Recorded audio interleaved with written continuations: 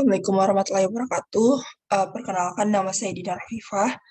Di sini saya akan menjelaskan resume pada pekan kelima, yaitu kelembagaan dalam masyarakat maritim. Konsep atau kelembagaan yang disamakan dengan Pranata banyak digunakan dalam studi sosiologi.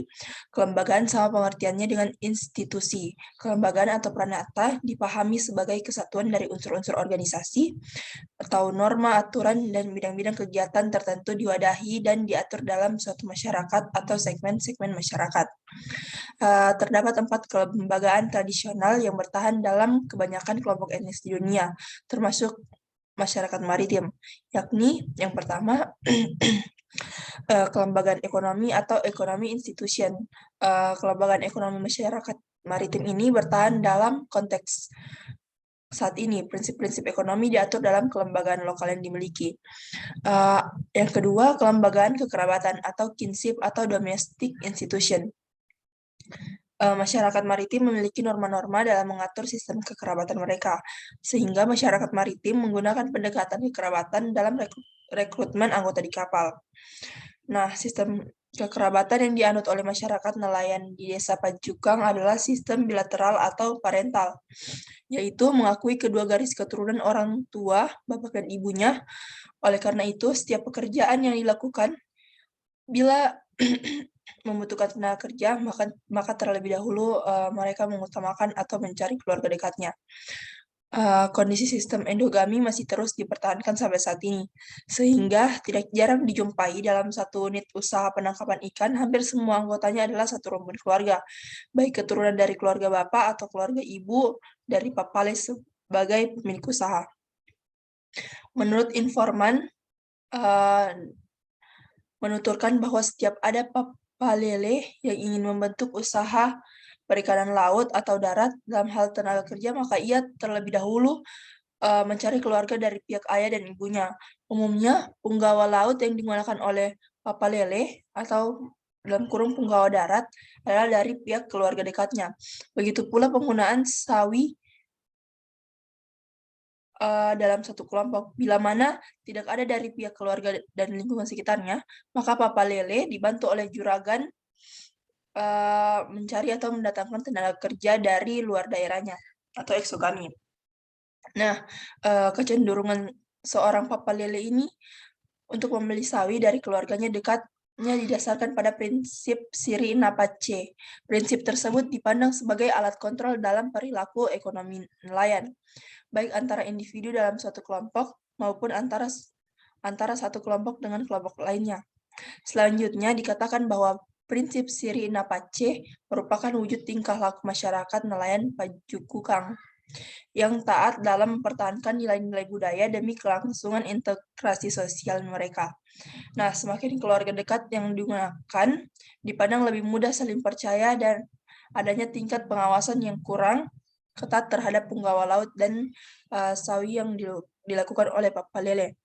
Yang ketiga itu kelembagaan agama dan kepercayaan atau religious institution. Masyarakat maritim tingkat religius yang sangat tinggi karena akan menghadapi laut yang serba tidak pasti. Pranata agama yang mereka miliki dituangkan dalam aktivitas kemaritiman mereka. Yang keempat, kelembapan politik atau political institution. Strategi-strategi dalam melakukan penangkapan ikan, bagaimana berinteraksi dengan nelayan lain dan desa lain dalam rangka eksplorasi sumber daya laut masih dipertahankan.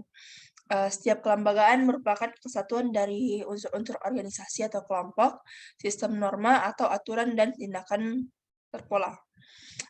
Keempat kelembagaan tersebut saling terkait secara ketat dan fungsional membentuk suatu kesatuan kelembagaan kebaharian yang utuh.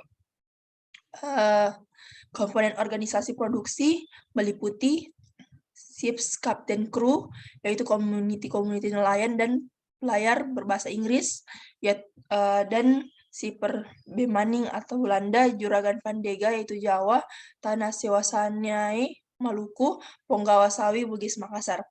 Hal di atas merupakan organisasi pembagian kerja, status, dan peranan dalam kapal.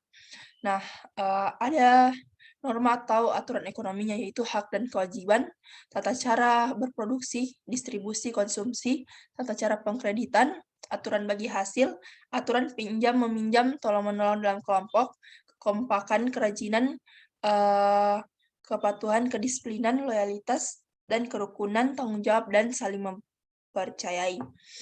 Nah, adapun pola tindakan atau praktik ekonominya, yaitu berangkat dan pulang dari lokasi penangkapan, mengoperasikan berbagai tipe-tipe alat tangkap, memperbaiki perahu, mesin, dan alat-alat produksi, mengolah hasil tangkapan, memasarkan hasil tangkapan, bagi hasil pendapat, eee, penjatahan dan konsumsi hasil pendapatan, keterkaitan kelembagaan ekonomi dengan kelembagaan-kelembagaan lainnya. Yaitu kelembagaan ekonomi banyak terarahkan dan dikerahkan dengan, kelembagaan lainnya, jadi tidak otonom. Yang kedua, dalam penyediaan anak buah atau anggota kelompok direkrut dari anggota kerabat, teman, orang sekampung atau desa, dan lain-lain. Diperlukan sistem kepemimpinan atau tradisional atau modern dalam pengelolaan aktivitas atau usaha ekonomi nelayan atau pelayaran. Yang terakhir, sistem ekonomi produksi, distribusi, dan konsumsi banyak dipengaruhi oleh sistem keyakinan dan, ritual keagamaan. Demikian halnya kepercayaan dan praktik ilmu gaib atau magic. Sekiranya itu yang dapat saya sampaikan, lebih dan kurangnya mohon dimaafkan. Wassalamualaikum warahmatullahi wabarakatuh.